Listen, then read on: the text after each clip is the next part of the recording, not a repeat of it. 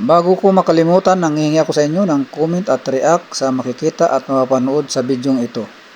Social media dahil hindi po nila matanggap ang naging resulta sa laban ni Pacquiao at Barrios. Para sa kanila, si Pacquiao talaga ang totoong nanalo. Katulad na lang po ng sinabi ng isang former world champion sa boxing na si George Kambosos Jr.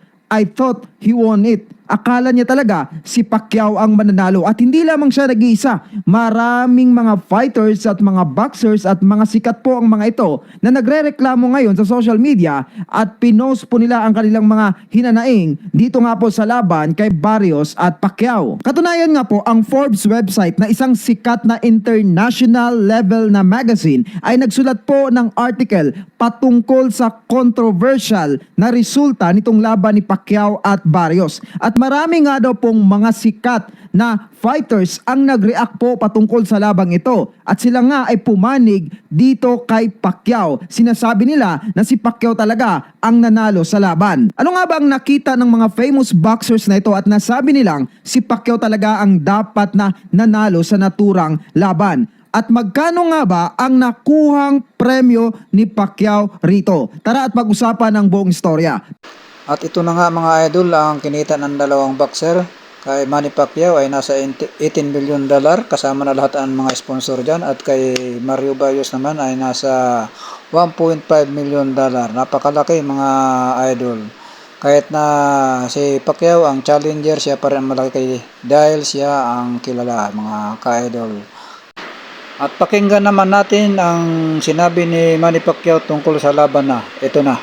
Yes, even though he's taller than me, but I able to use my techniques and during the fight, the side by side and more combination like that.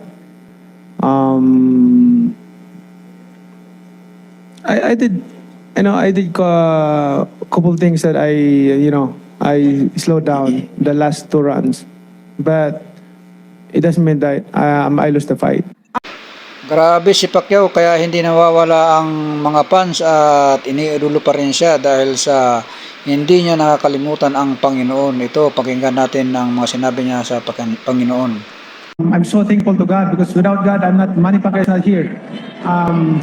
God is the source of all the strength and good health that I have right now. That's why I'm so thankful to God because He gave me the strength and good health. That for how many decades I'm still fighting, keep on fighting, giving inspiration to the boxing world. Thank you, everyone. Grabe si Pacquiao, kaya hindi nawawala ang mga fans at iniidolo pa rin siya dahil sa hindi niya nakakalimutan ang Panginoon. Ito, pakinggan natin ang mga sinabi niya sa Panginoon.